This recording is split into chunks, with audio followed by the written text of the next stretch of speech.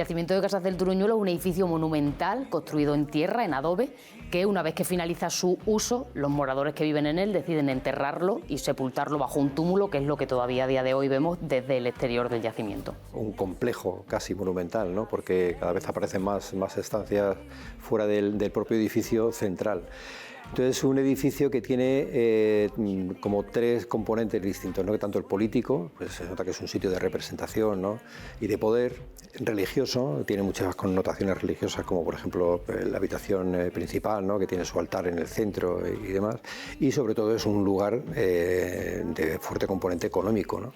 Y sobre todo en estos años que han aparecido en el entorno todos los talleres y habitaciones del área productiva, se nota que en todo el entorno del edificio se maneja un momento económico fuerte, ¿no? Sí se sabe que forma parte de un conjunto de túmulos que aparece en el Valle Medio del Guadiana y de momento ha destacado, entre otras cosas, por presentar el mayor sacrificio de la primera edad del hierro del Mediterráneo.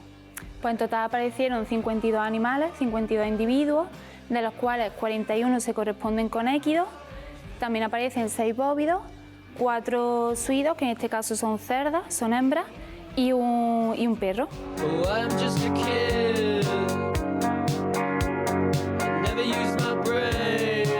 Pues a través de las excavaciones podemos realizar diferentes tipos de análisis, destacando entre ellos la carpología, que es el estudio de las semillas, la antracología, que es el estudio de los carbones, y el polen.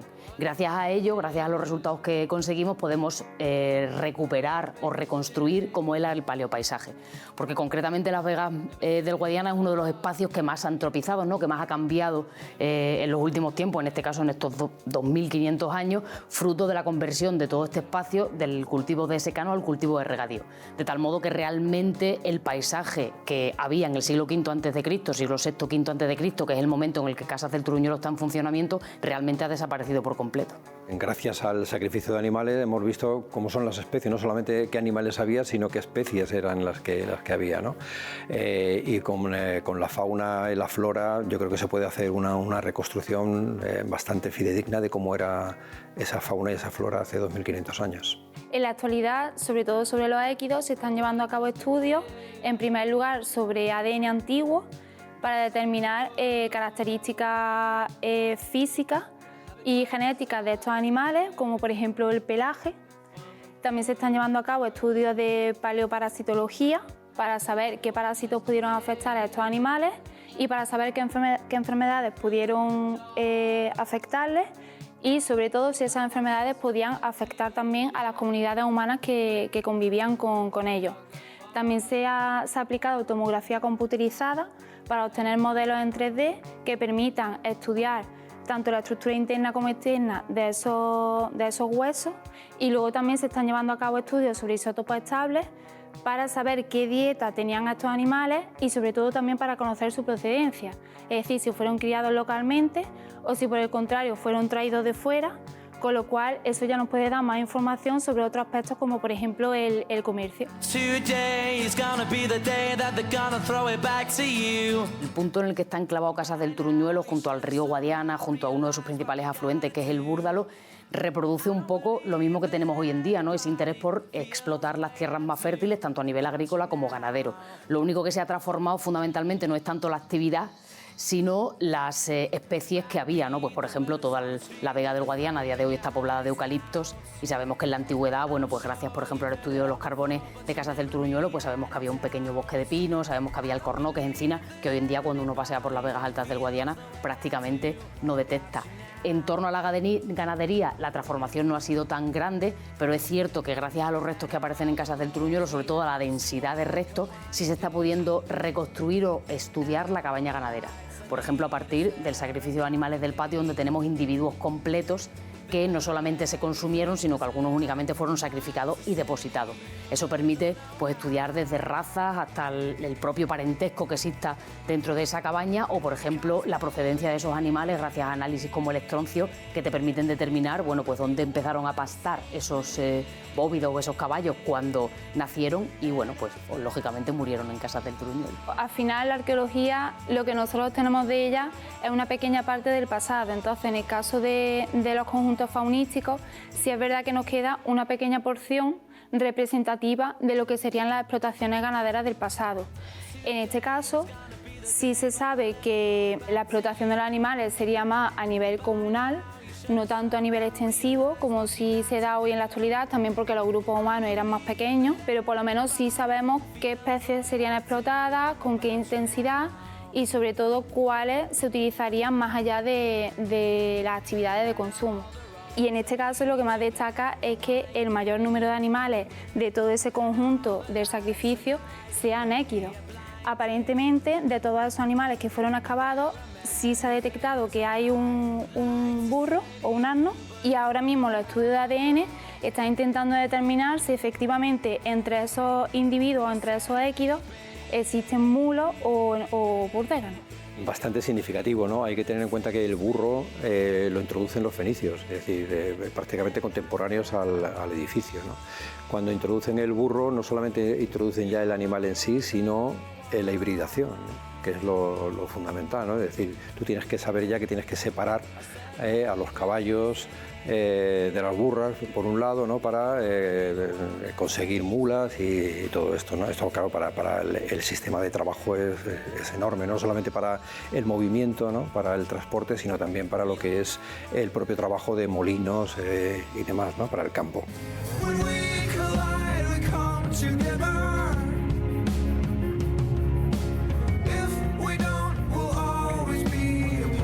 Gracias a la localización que tiene el yacimiento de Casas del Truñuelo y a que este entorno mantiene una constante de humedad, eso nos ha permitido recuperar restos orgánicos, ¿no? Entre ellos gran abundancia de semillas, aunque es cierto que casi todas las semillas que hemos recuperado hasta ahora son cebadas.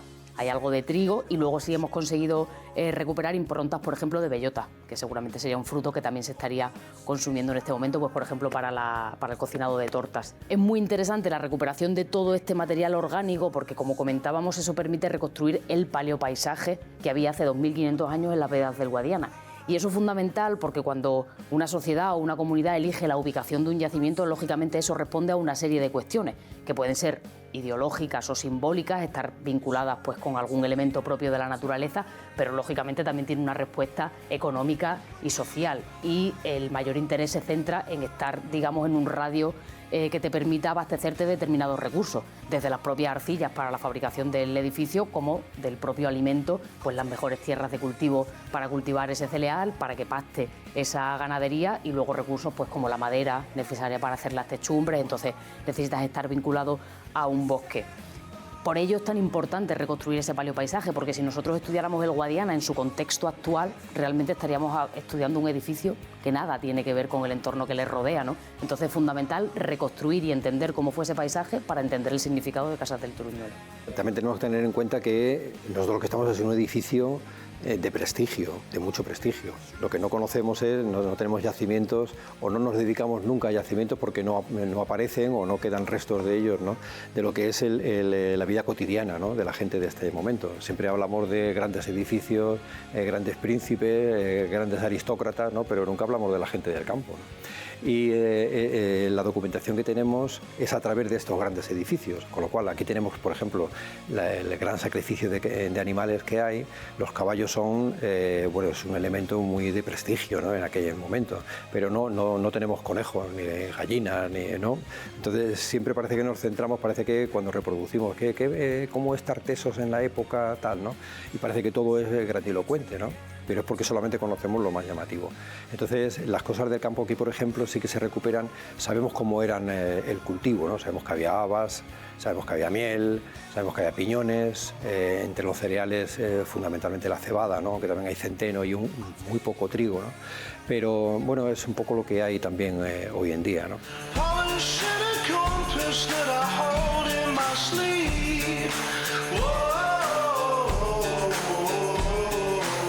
Lo interesante de Casas del Truñuelo es que su buen estado de conservación nos está permitiendo recuperar cadenas operativas que con anterioridad, bueno, pues prácticamente era impensable, ¿no? Desde pues el trabajo del artesano y cómo está fabricando esas cerámicas que luego se van a convertir en recipientes de almacenaje y de transporte para ese cereal o para esos líquidos, ¿no? El vino o la cerveza, que se está utilizando para comerciar con otros enclaves del propio territorio, que además usan el río Guadiana como eje vertebrador para hacer toda esa transacción, ¿no? Y por eso pues tenemos ánforas que se producen en el Truñuelo que aparecen en el Tamborrío o en Canchorroano y a la inversa, lo que nos está determinando, lo que nos permite extraer a nivel histórico toda esa cantidad de analíticas, ¿no? Porque al final nosotros somos historiadores y lo que nos interesa, digamos, es la respuesta final de, bueno, ¿qué hace tanta semilla aquí, tanto contenedor? Porque hay un alfarero fabricando, es la relación económica y social del propio territorio y cómo está funcionando el Valle Medio del Guadiana durante la primera edad del hierro. Nos queda bastante. Mira, hemos cumplido 10 años, ¿no? Desde la primera excavación y llevamos algo más de un tercio, por lo tanto calcula, ¿no? Yo creo que en 20 años a lo mejor hemos terminado absolutamente de excavar todo, y no de conocer todo, ¿no? Pero sí de lo que es la excavación. Es verdad que cada vez vamos más rápido, ¿no? Porque conocemos mucho mejor el edificio y ahora es mucho más fácil ir más rápido y con más seguridad, ¿no? O sea, eso nos va a ahorrar un tiempo. Luego es verdad que también hay nuevas metodologías y nuevas tecnologías que no existían hace 10 años, que ahora las aplicamos y nos permite avanzar muchísimo más rápido. El dron es una de ellas, ¿no? Que podemos hacer planimetría en 5 minutos, mientras que antes tardábamos 3 o 4 días en hacer un levantamiento planimétrico, ¿no? O sea, todo esto va sumándose. Entonces, bueno, se recortará el tiempo, pero sí, esto todavía quedan unos años.